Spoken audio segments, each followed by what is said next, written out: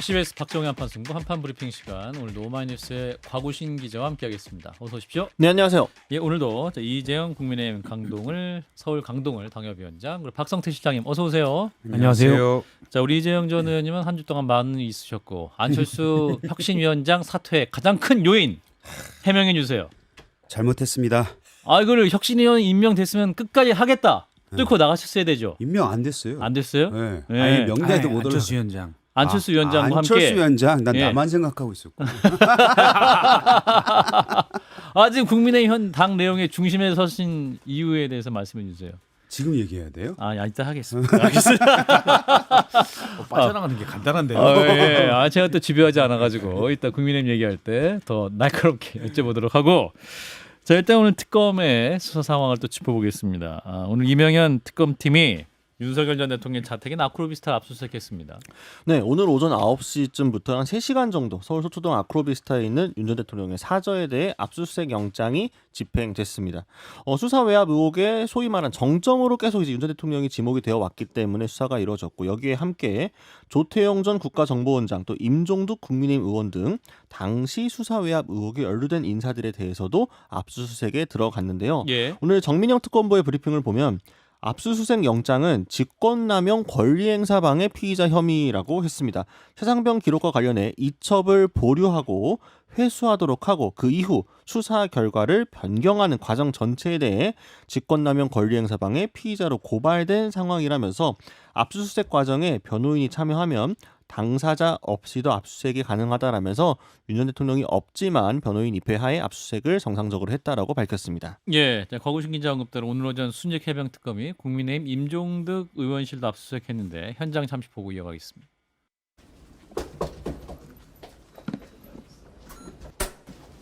네, 유상범 수석이에요.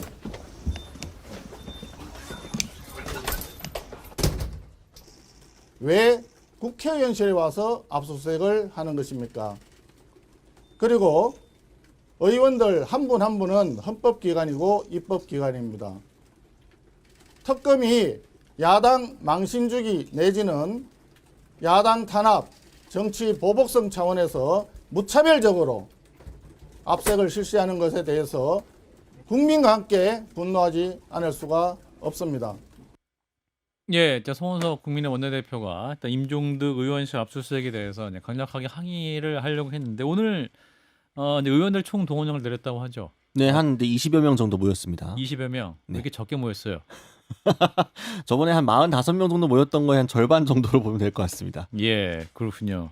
이렇게 좀 뭐랄까 송원석 원내대표가 어떤 당내의 입지 혹은 의원들을 좀 뭔가 힘을 모으는 게 약한 모습이 좀 보이는 것 같은데. 그런 해석도 좀 나오고 있고요. 물론 네. 이제 핑계 댈 수는 있습니다. 왜냐하면 금요일 오후면은 덥고. 많은 의원들이 또 이미 지역구로 내려간 그러네요. 상황이기 때문에 소환 가능한 의원 자체가 적었다 이런 이야기도 있습니다만 예, 해석으로는 송원석 원내대표가 아직 좀 영이 잘 안 서고 있다 이런 이야기가 나오고 있긴 합니다. 그렇군요.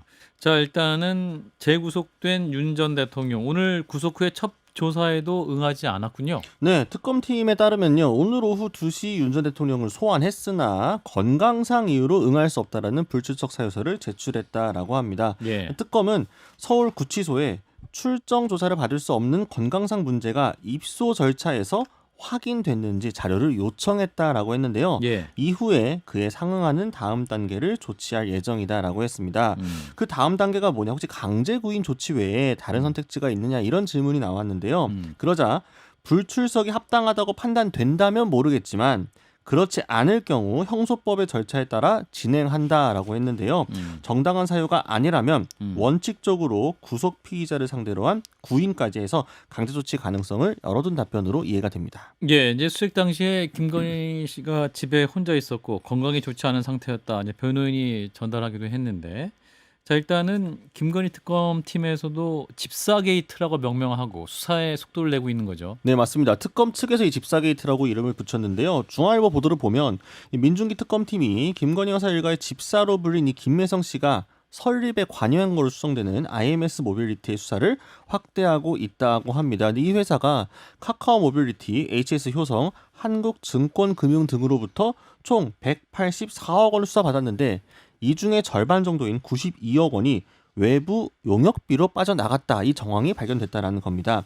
회사 측에서는 관계사 간의 거래라서 회사 밖으로 돈이 나간 건 아니다라고 중앙일보에 해명을 했는데요. 예. 특검팀은 김건희 여사에게 청탁하기 위한 목적으로 기업들이 IMS 모빌리티를 통해 자금을 우회 지원한 게 아닌지도 수사를 하고 있다라고 밝혔습니다. 그러니까 180억 투자 받았는데 90억을 용역비로 썼다. 근데 그 용역비가 어디로 갔는지 잘 모르겠다. 그렇죠. 여러 가지 지금 이제 특검이 할 일이 굉장히 많아 보이는데 지금 세 개 특검이 동시에 움직이니까 연일 영장 치고 연일 또 수사하고 그러네요. 예. 해야 될 일을 하는 거죠. 예. 사실 이전에 윤석열 전 대통령이 기자회견 당시에 예. 했던 말이 있습니다. 예를 들어 최상병 특검 같은 경우 지금 검찰이 수사하고 있다. 미진하면 공수처가 수사하고 있다. 미진하면은 뭐 특검을 요청하겠다 본인이라도. 예. 근데 엄청나게 미진했잖아요. 이제 하는 거예요. 그래서 이건 당연한 거고 앞서 임종득 의원실 의원회관의 사무실에 대해서 압수수색에 대해서 송원석 원내대표가 이건 망신주기다라고 얘기했는데 저는 동의하지 않습니다.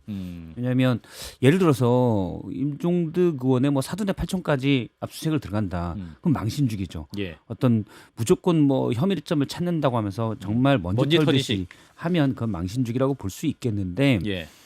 압수수색할 때 기본 있잖아요. 일단 핸드폰, 차량 블랙박스 메모리 예. 그리고 집과 사무실은 기본이잖아요. 그렇죠. 국회의원들은 의원회관이 사무실이에요. 그래서 이건 기본에 들어가는 겁니다. 그래서 특히 임종득 의원 같은 경우는 최상병 그 경로와 수사단의 이첩 서류가 회수될 때 당시 김기현 사령관과 통화했다는 23년 8월에 예. 통화했다는 내용들이 있고 안보실 2차장이었기 때문에 핵심 당사자입니다. 그 임종훈 의원 또 군인 출신이잖아요. 그렇죠. 육군 장성 출신이기 예. 때문에 관련 이슈에 대해서도 밝을 수도 있고. 그렇죠. 예. 당시 이제 안보실에서 2차장이 관리했다. 임기훈 국방비서관 마찬가지로 같이 압수수색당했는데 예. 마찬가지죠. 그래서 사건의 전모를 밝히려면 당연히 압수수색 대상이 될 수 있다고 봅니다. 예. 자, 이재용 의원님 그래도 국민의힘 의원들의 주장 망신주기다. 일단 정신이 없겠는데요. 누가요? 아니, 국민의힘 그냥, 의원이? 예, 아니 국민의힘이 예, 당내에서 당내에서 혁신도 해야 되고 수사도 봐야 되고. 아니 그래도 이 펀치가 뭐 한두 군데서 날라오는 게 아니잖아요. 어디서 날라올지 몰라요. 지금. 어디서 날라올지도 아. 모르고 계속 날라오고 있고 강도도 세고 아. 와 진짜 송원석 원내대표에 대한 뭐 개인적인 평가를 떠나서 예. 진짜 정신 없겠구나 뭐 이런 생각은 들 정도로 모든 것이 너무 굉장히 빠르게 진행되고 있는 것 같긴 하는데 사실 특검이 3개나 출범을 했고 거기서 강도 높은 수사를 할 것이라는 걸 누구나 예측했기 때문에 예. 이 정도는 아마 감내해야 될 겁니다. 감내해야 될 것 같은데 사실 이게 망신주기 수사냐 임종득 의원은 아까 말씀하신 대로 23년 8월에 그 전화 통화 때문에 예. 수사 대상이긴 하죠. 수사 대상이 될 거라고 누구나 예측을 했었고 제가 알기로는 본인도 특검 수사에 굉장히 뭐 성실히 임하겠다 뭐 이런 걸로 알고 있는데 예. 저는 이런 거는 좀 항상 이게 이제 고민되는 부분인데 의원실 압수수색 저희가 여러 번 받잖아요. 그렇죠. 근데 의원실 압수수색 해가지고 뭐 나왔다는 얘기 전 한 번도 못 들어봤어요. 아. 그러니까 의원실에 뭘 놔두는 사람도 못 봤고 거기에다가 특히 23년 8월이면은 본인이 선거 나가기 훨씬 전 얘기잖아요. 예. 그러니까 숨겨놔도 딴 데 숨겨놓지 의원실에 숨겨놓을 것 같지는 않거든요. 왜냐면은 뭐 사람 사는 일 뭐 사람 사는 일이 뭐 예. 그렇다고 말씀할 수 있지만 그래서 과거에도 보면은 예. 의원실 압수수색은 항상 그 정치적인 의미가 담겨 있다라는 그 생각은 정치인들은 늘 가지고 있습니다. 그래서 그래요. 예, 그래서 그런 의미에서 이 압수수색을 당한 거에 대해서 당연히 국회의원들이 가서 항의하고 정치 보복성 아니냐 이런 주장을 하는 것은 하나의 이제 정치적 행위이고 또 그거에 대한 권리 행사라고 보는데 예. 다만 아까 말씀하셨듯이 20명밖에 안 모였다. 의원들이 전 이 부분 매우 실망스럽네요. 그렇죠. 예, 이게 잘 됐던 잘못됐던 반대를 할 거면 제대로 해야지. 그렇죠. 이게 뭐 하는 겁니까? 혹시 조를 짠 거 아니에요? 그 정도까지 제대로 한 것 같지는 않고 그렇게 조직적이진 않다. 시간이 아니 그러니까 뭐 윤상현 의원도 우리 그제 있었고 실장님의 그렇기 때문에 표정이 마음에 안 드는.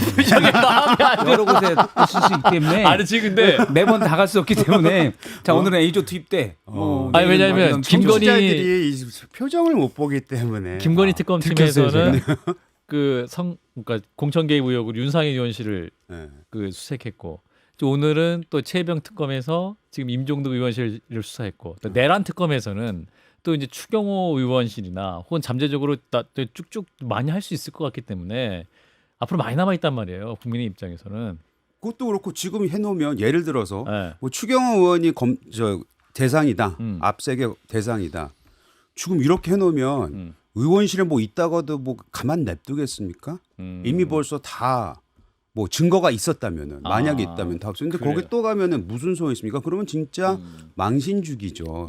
벌써 윤상현 의원에 대한 압수수색을 하면서 임종득 이분이 만약 뭐가 있었다면은 아마 숨겼을 겁니다. 치웠던지. 근데도 간 거 아니에요? 그러니까 이거는 보여주기식의 압수수색이다라고밖에 볼 수 없는 거고. 근데 자, 예. 그런 게 있을 것 같아요. 그러니까 핵심 증거가 사무실에서 나왔다. 그러긴 쉽지 않죠. 그러긴 쉽지 않은데. 인정하시네요, 그러니까. 근데 핵심 증거가 나오는 게 아니라 단서들이 나오는 거니까 그런 단서들에서 이 단서가 있는데 그러면 다른 걸 좀 확인해 보자. 그런 경우들이 많이 있어요. 예를 들어서 이전에 그 문고리 3인방 중에 한 명 그분의 핸드폰에서 많은 것들이 나왔는데 녹음 파일들이 나왔어. 최수실과의 녹음 파일들이 다 나왔는데 사실은 버렸을 거라고 다 추정했는데 버리라고 사실은 그분이 또 배우자에게 얘기를 했는데 안 버렸던 거죠. 우연찮게 나오는 거죠. 그래서 그냥 뭐 당연히 국민의힘에서 망신주기라고 뭐 반박을 할 수 있겠지만 상식적인 수준이 내 범위 안에 있는 것이다라고 봐요. 곽우신 기자는 여당 반장이시니까 최근에 또 기사 나오면 국민의힘 의원들이 핸드폰 많이 바꾸신다 이런 기사도 이렇게 본 적이 있어서 네. 좀 내부 동향을 알려주세요. 그러니까 분위기가 속 좋지 않은 거는 뭐 네. 다들 아실 거라 보고요. 다만 이제 의원실 같은 경우에는 의원실 컴퓨터 잘 아시겠지만 네. 외부하고 뭔가 이렇게 USB 같은 거 자료 옮기고 빼고 이런 것들이 상당히 어렵게 되어 있습니다. 기본적으로 공무원들이 쓰는 업무용 컴퓨터이기 때문에 여기에서만 확인할 수 있는 자료들이 있을 수 있거든요. 그렇기 때문에 전방위적으로 수사가 들어간다고 하면은 빼놓는 게 오히려 조금 이상할 수도 있다라는 점을 하나 말씀드리면 좋을 것 같고 예. 물론 정치적 퍼포먼스도 있죠. 특검 같은 경우에는 어쨌든 다 브리핑도 하고 이게 언론 보도가 중요하니까. 다만 이제 그 앞에서 이거 사법부 또 오늘 중앙지법법원까지 가려갖고 영장 발부해 준 거에 또 문제를 제기하면서 예. 이게 정치적으로 지금 하고 있다라고 국민의힘이 주장을 했거든요. 예. 이렇게 특검을 향해서 정치 특검이라는 걸 넘어가지고 사법부 재판부도 이거 정치적이다 이거 비판하는 거. 민주당이 그렇게 비판하면 항상 가장 먼저 비판했던 게 또 국민의힘 아니겠습니까? 근데 또 막상 또 위치가 바뀌니까 법원까지 달려가가지고 또 이렇게 항의하는 모습은 국민들 보시기에 어떨까 싶은 생각 좀 듭니다. 자, 그래서 이제 국민의힘이 혁신을 위해서 노력하고 있습니다. 그래서 어제 윤희숙 혁신위원회가 윤 전 대통령과의 단절을 담은 첫 혁신안을 내놨는데 나경원 의원이 또 SNS 통해서 반대 의견을 냈군요. 네, 오늘 페이스북에 글을 올렸는데요. 충분한 의견 수렴 없이 내놓은 혁신안은 민주성에 역행한다라 했습니다. 또 혁신이란 이름 아래 끝없는 갈등과 분열만 되풀이하는 정치적 자충수가 될 수 있다라고 지적했는데요. 지금 우리에게 필요한 건 본질을 지키는 개혁과 단결이라고 했고요. 단결. 정체성과 뿌리를 잃지 않되 시대의 책임과 국민의 요구에 부응하는 개혁으로 나아가야 한다. 민주당의 보수 괴멸 시나리오에 당당히 맞서고 보수의 본질을 지키는 개혁과 단결만이 자유 대한민국의 미래를 지키는 길이다. 이렇게 강조했습니다. 예, 또 장동혁 의원도 당대표 나가려고 한다고 하는데 느닷없이 윤 전 대통령과의 단절을 당원 단계에 넣겠다는 게 더 절연할 게 있겠냐? 뭐 이런 이제 SNS 글을 오늘 또 올리기도 했습니다. 자, 우리 박 시장님부터. 뭐 국민의힘의 이른바 친윤 네. A급들이 주로 쓰는 표현이 분열이잖아요. 분열하면 안 된다. 단결하자. 단결해야 된다. 제가 몇 차례 얘기했지만 그 나경원 의원이 페이스북에 쓴 얘기를 쭉 봐도 사실은 추상적인 단어들의 나열. 뭐 나열이라고 하면 조금 폄하하는 것 같으니까 배치들이 좀 많습니다. 예를 들어서 뭐 분열, 혁신, 민주성, 본질은 개혁과 단결이다. 정체성. 뿌리가 좀 그나마 비유적인 표현이네요. 예. 근데 여기에 구체성을 좀 더하면 아. 자 분열이라고 했을 때 A와 B의 분열 이게 짜장면과 짬뽕의 분열이 아니잖아요. 여기에 이게 어떤 분열이라고 얘기하면 내란범 많은 국민의 기본권을 위협했던 내란범을 두둔하고 지키자 그리고 부정부패 지금 IMS도 나오겠지만 부정부패 혐의가 짙은 예. 그리고 거의 막갔던 국정 운영을 했던 사람을 지키자라는 측과 이것과 단절하자는 측의 분열이에요. 그럼 이건 상식과 비상식 또는 몰상식의 대립이라고 보고 예. 이거는 갈라지는 분열 이게 아니라 당연히 상식으로 회귀를 해야 되는 거죠. 지금 혁신이가 얘기하는 것들도 제가 볼 때는 뭐 안철수 의원도 마찬가지고 유니스 의원도 어쨌든 주장하는 바는 뭐 혁신도 쇄신도 아니고 기본적으로 상식으로 돌아가자예요. 가장 기본을 해야 되자는 건데 이거를 그냥 분열이라는 표현으로 마치 대립하고 있는 두 거대한 주장이 쟁점이 있는 것처럼 얘기한다고 봐요. 뭐 구체성을 더하면 사실은 분열하지 말자는 사람들의 주장은 말도 안 되는 주장들이라고 봐요. 이거는 친윤의 권성동 의원도 이전에 마찬가지였고 예. 장동혁 의원도 사실은 단결해야 된다. 사관을 도대체 몇 번까지 하냐 이런 얘기 그거를 구체적으로 얘기하면 친윤 지키자. 탄핵은 잘못됐다. 아니 우리 지금 쭉 나오는 얘기들 있잖아요. 계엄 때도 마찬가지고 윤석열 전 대통령 보면 솔직히 국정 운영 못했고 뭐 민주적이지도 않고 경로 이런 걸 떠나서 인성도 없잖아요. 다 부하들에게 떠넘기고 네. 뭐 이런 사람을 지키자고 하면서 그걸 지키자는 목소리에 지키면 안 된다는 걸 분열이라고 얘기합니까? 구체적으로 얘기하면 완전히 내용이 다르다라고 봅니다. 자, 혁신위원이 될 뻔했던 우리 이재용 의원님. 만약 혁신위원 보유국이 될 뻔했던 한판 승부는 참으로 아쉽네요. 아 그러게. 예, 지금 혁신위를 둘러싼 내용, 또 오늘 나경원, 또 장도혁 의원의 반론 어떻게 들으셨어요? 만약 혁신위원이었으면 어떻게 말씀하셨을 것 같아요? 그 입 다물라? 괜찮네. 괜찮네. 제 전화를 드렸을 걸 쓸 텐데 예, 무슨 예. 말 했으면 좋겠네. 예, 아니 그러니까 국민의힘 요즘에 내부에서 나오는 얘기를 들어보면 예. 어떻게 설명해야 되죠? 약간 호모사피엔스의 진화에 반하는 얘기들을 하고 있는 거잖아요. 오, 아, 역시 배운 사람은 달라요. 배운 사람 달라. 국문과 입장에서 굉장히 충격적인 얘기는 충격적이야. 호모사피언스에 전 그냥 반한다. 인간이 되라 이런 얘기는 아니, 하고 싶었는데 진화, 아니 호모사피엔스의 진화. 예, 그러니까 제가 말씀드린 게 뭐냐면 예, 우리가 이제 언어를 쓰기 시작하면서부터 계속 사회적인 동물로 가는데 거기에 있어서 가장 중요한 게 뭐냐면 예. 난 너 어떤 그룹에 계속 들어가고 싶어 해서 마음에 드는 얘기를 하고 이래야 되는데 네. 그게 그러다가 이제 사회가 점점 커진 거 아닙니까? 그래서 중요한 거는 우리 정치인 같은 경우는 그 사회 끼어들고 싶어하는 사회가 뭐냐면 결국 국민들한테서 국민들이 듣고 싶어하는 얘기 해줘야 돼요. 국민들이 마음에 드는 그렇죠. 그렇게 돼야 되는데 여기 국민의 요구에 부응하는 개혁이라고 말씀하셨잖아요. 나경원 의원이. 예, 이게 추상적이긴 한데 지금 국민의힘에서 나오는 건 다 반대되는 걸 하고 있지 않습니까? 그러니까 아까 말씀하셨듯이 상식적인 얘기를 하고자 하는 사람들은 이상한 사람들이 돼 있어요. 근데 그 이상한 사람들이라고 얘기하는 사람들이 굉장히 소수예요. 진짜 큰 사회는 우리 당원들과 국민들이 요구하는 확실한 개혁과 그 구체적인 모습이 있습니다. 인적 청산이 가장 큰 거예요. 인적 쇄신. 근데 그거를 안 하고 어떻게 개혁과 단결이 되는지 이거에 대해서는 그게 본질인데 지금의 얘기는. 인적 척산의 본질인데. 전 인적 쇄신 없이 우리 당이 어떻게 살아남을 수 있을까? 야, 인적 쇄신 말씀하시는 분이니까 혁신위원 안 된 이유를 이제 알 수 있을 것 같아요. 아니 근데 저는 인적 쇄신을 누구 한두 명을 얘기를 하는 게 아니고 이거는 네. 굉장히 큰 얘기다. 틀이에요. 이거 한두 명 뭐 예를 들어서 바꾸자고 해서 그걸 상징적으로 해서는 안 된다고 생각을 하는데 글쎄요. 그래서 제가 혁신위에서 이제 쫓겨났겠죠. 문에도 못 다 들어갔겠죠. 혁신에서 쫓겨나고 있어요. 아, 그러면 지금 벌써 지금 누굽니까? 윤희숙 혁신위원장은 얘기했는데 그 다음날 바로 이렇게 또 당대표 후보 나올 두 분한테 이렇게 바로 반론을 받으면 혁신위 이상에도 좀 큰 타격을 입는 거 아니에요 지금? 이미 혁신은 안철수 대표가 네. 그 이제 나가버리면서 네. 사퇴하면서 오염돼 버렸잖아요. 아 그래요. 그래서 혁신이란 단어가 오염돼 있는 상황에서 윤희숙 위원장이 과연 뭘 할 수 있을지에 대해서 많은 사람들이 이제 의아해하고 있고 윤희숙 위원장의 진정성은 저는 믿습니다. 왜냐하면 그분의 역사가 있으니까. 그러니까요. 예. 네. 근데 그 사실 수위 높은 얘기 한 것도 아니거든요. 그렇죠. 이것마저도 왜 이제 와서 사과, 이제 와서 이것이 늦지 않았냐는 얘기를 들을 판인데 이것마저도 하지 말아라고 하니 그러니까요. 뭘 하겠다는 거예요? 그렇죠. 저도 궁금해요. 백서를 발간하겠다는 거예요. 누가 나경원 의원께서 아니, 아니요, 그러니까 국민의힘에서 뭐 네, 계속 혁신위가. 자, 이제 방금 나온 보도는 국민의힘 혁신위원회가 최고위원제를 폐지하고 당 대표에게 힘을 실어주는 단일 지도 체제를 강화하는 2호 혁신안을 발표를 했는데 최고위원들이 이제 각자의 정치적 지분을 주장하는 중구난방식 목소리 이제 봉숭아당 뭐 이제 이렇게 이제 얘기하기도 했었지 않습니까? 이제 그런 부분을 아마도 이제 방지하기 위한 혁신안인 것 같은데 이건 우리 여당 반장인 곽우신 기자.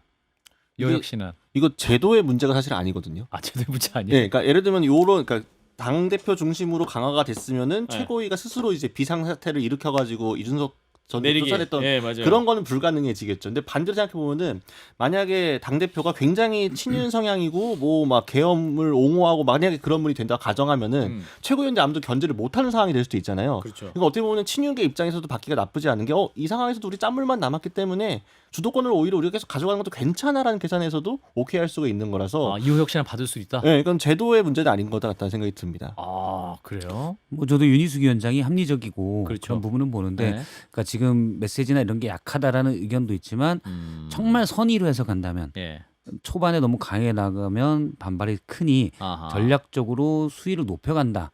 라고 하면 이해할 수 있어요. 예. 그리고 혁신에 대한 기대가 지금 전혀 없기 때문에 예. 약간만의 성과를 가져와도 뭐 나름 할 일은 했다라고 평가할 수 있겠는데, 이미 혁신이 자체가 뭐 큰 혁신하겠어라는 기대감이 없는 정도이기 때문에. 네. 근데 여기서 만약에 전당대회 룰도 바꾼다. 그러면 이게 매칭이 되는데 아니다. 그러면 지금 김문수 후보가 될 가능성이 큰 것으로 현재 여론상은 여겨지고 있는데, 예. 그럼 더 말이 안 되는 제도가 되는 거죠. 그 최고위원제 폐지하고 당무회의를 당대표, 원내대표, 정책위의장, 사무총장, 수석대변인, 청년위원장, 여성위원장 그리고 당대표가 지명하는 원외 당협위원장 2명이 참여하는 방식으로 하자는데 아니 혁신이 2호 혁신은 저는 집단 체제로 가는 게 맞다고 생각했던 사람인데. 그래요? 예. 집단 지도 체제? 네, 집단 지도 체제. 왜냐하면 오. 저희가 얘기했던 거는, 그러니까 이 부분은 이제 공통점이 있는 것 같아요. 뭐냐면 최고위원이 과연 최고위원다운가, 지금 제도에서 그거에 대한 고민은 끊임없이 해왔습니다. 그래서 집단 지도 체제가 되면 소위 말하는 당 대표급들이 앉아 있으니 이게 예를 들어 봉숭악당이라는 뭐 있었지만 비판도 있었지만 그래도 정치력을 활용할 수 있는 그런 사람들이 모이는 게 좋지 않겠냐. 오히려 뭐 이런 생각도 가지고 있었는데, 글쎄요, 지금 이 안은 뭐 저도 지금 방금 들었으니까 어떤 생각으로 그 의도가 뭔지에 대해서는 끝나고 나서 저희 윤희숙 위원장님께 전화를 한번 올려보겠습니다. 전화를 해보겠다. 예. 받아주실지는 모르겠어요. 전화번호는 있어요. 전화번호는 있어요? 예. 곽우신 기자도 이 안에 대해서 어떻게 좀 당내 논의가 될지. 그러니까 어쨌든 결과적으로 아까 말씀드린 것처럼 지금 어느 계파가 다음 당권 먹을 거냐에 대해서 지금 여러 가지 이게 있잖아요. 그래서 네. 정확히 누가 나올지도 지금 불투명한 상황이기 때문에 근데 지금 안 같은 경우에는 이게 하이 리스크 하이 리턴인 거죠. 만약에 소수 정파라고 할 수 있는 뭔가 혁신을 요구하는 쪽에서 어떻게 당원들의 힘에 힘입어 가지고 당권을 먹게 되면은 이 제도 안에서 다른 최고위원들이 친윤 성향의 그 당직자들이 반발하더라도 진압할 수가 있는 건데 반대가 되게 되면 아예 이제 개혁 세력들이 소위 말해서 아예 입지가 완전 줄어들어갖고 아무 말도 못하는 상황이 될 수도 있다. 그래서 약간 일종의 도박성이 될 수 있기 때문에 그래서 이 제도 물론 이제 의지가 있으니까 한 것일 텐데 저 요것만 가지고 잘 모르겠습니다. 네. 그래요. 자, 아무튼 뭐 혁신이가 뭐랄까요? 또 안을 계속 내놓고 있고 당 변화를 위한 작업을 주도하려고 하는 것 같은데, 자 일단 어떻게 또 이게 당내에서 소화가 될지는 지켜보도록 하시죠. 일단 여기까지 곽우신 기자였습니다. 고맙습니다. 감사합니다.